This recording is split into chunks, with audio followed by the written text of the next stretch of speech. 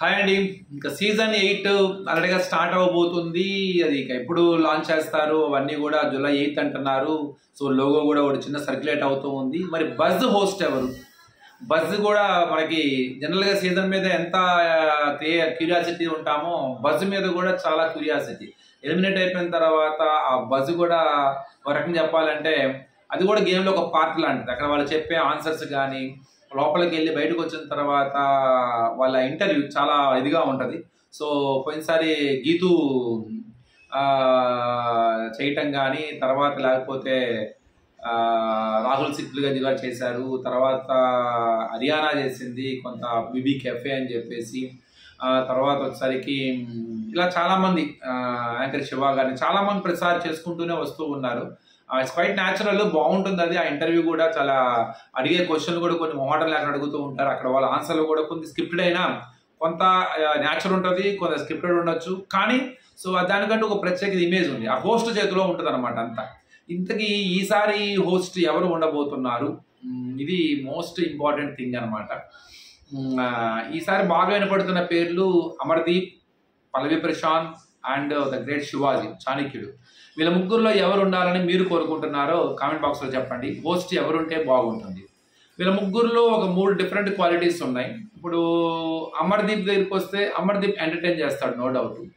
అమర్దీప్ కన్ఫర్మ్గా తన way of మేనేజర్స్తో కానీ వచ్చిన వాళ్ళతో ఉన్న చనువు కావచ్చు, సో కొద్దిగా స్క్రిప్టెడ్గా ఇచ్చే మాటలను మాట్లాడటం కావచ్చు, లేదా ఆ వచ్చిన వాళ్ళు అమర్దీప్ మీద పనిచేసేయటం కానీ, సో ఏదో సంథింగ్ అక్కడ ఎంటర్టైన్మెంట్ చేయడంలో మాత్రం కొంత ఫన్ జనరేట్ అవుతుంది, నో డౌట్.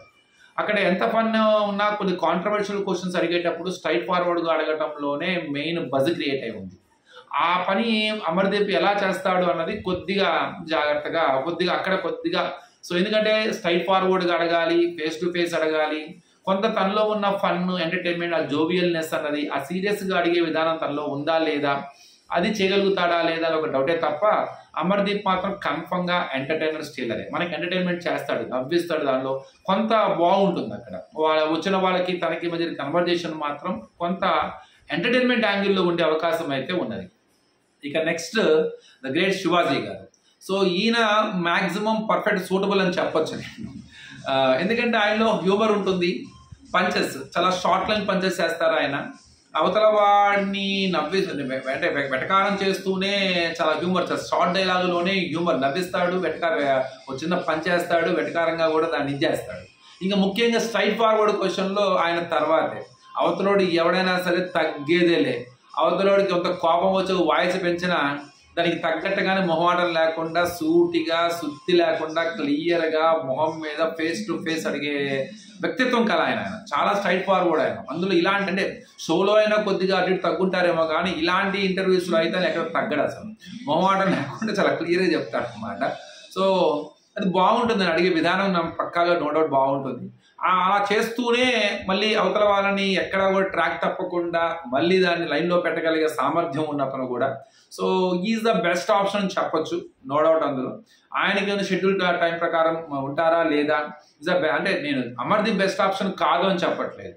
కొద్ది కాంట్రవర్షియల్ క్వశ్చన్స్ అడగాలన్నా, కొంత స్ట్రైట్ ఫార్వర్డ్గా అవతల వాళ్ళని ఇరికించాలన్నా, భయపడకుండా చేయాలన్నా ఈజ్ నెవర్ ఇది ఉండదు. అంటే ఏమన్నా తప్పు మాట్లాడితే ట్రోల్ చేస్తారేమో అలాంటి సెన్స్ ఉండదు ఆయనకి, ఎందుకంటే ఆయన ఆల్రెడీ చూసేసాడు ఇవన్నీ.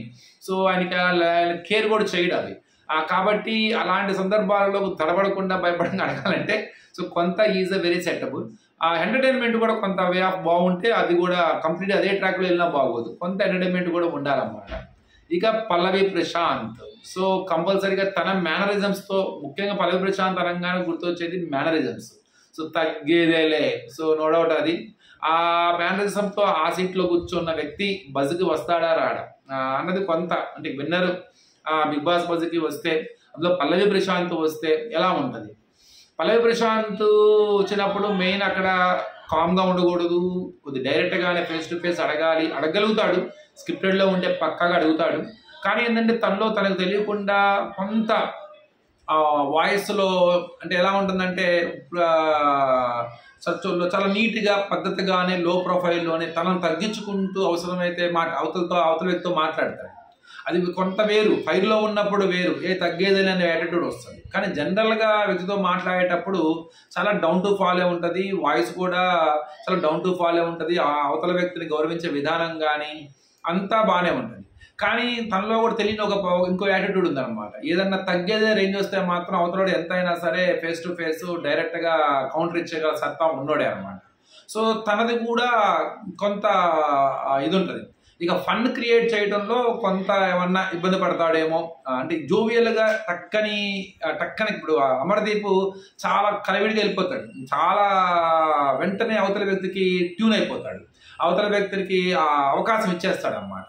ఇక్కడ కొద్దిగా తను తీసుకోవడం కానీ అవతల వ్యక్తికి ఇవ్వడం కానీ అమర్దీప్ బాగా చేయగలుగుతాడు. సో పల్లవి ప్రశాంత్ కొద్దిగా టైం పడుతుంది.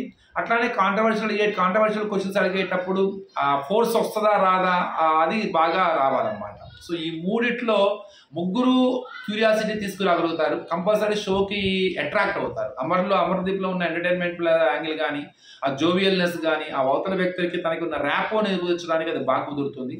ఆ మాటల్లోని ఫన్ గానే చాలా విషయాలు మనం చూడగలుగుతాము.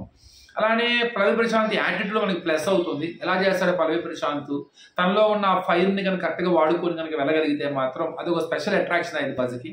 ఇక చాణక్యుడు శివాజీ గురించి చెప్పాల్సిన అవసరం లేదు. ఆయన ఎన్కౌంటర్ స్టైల్లో కనుక వెళితే పండగ మంచి మసాలా క్వశ్చన్లు, అవతల వ్యక్తి గురించి డైరెక్ట్గా కొన్ని అవతల వాళ్ళని ఇబ్బంది పెట్టే ప్రశ్నలు, ఆ ప్రోమోలకి మాత్రం ఇబ్బంది లేదన్నమాట. అసలు తగ్గేదేలే ఒక రేంజ్లో.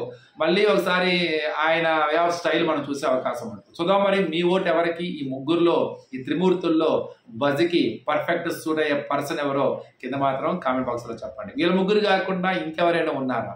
సో వాళ్ళు ఎవరైనా ఉంటే మాత్రం వాళ్ళ పేరు కూడా కామెంట్ బాక్స్లో చెప్పండి. మనకి చాలా మంది ఉన్నారు, వాళ్ళలో ఎక్కువ వినపడుతున్న పేర్లు ముగ్గురు.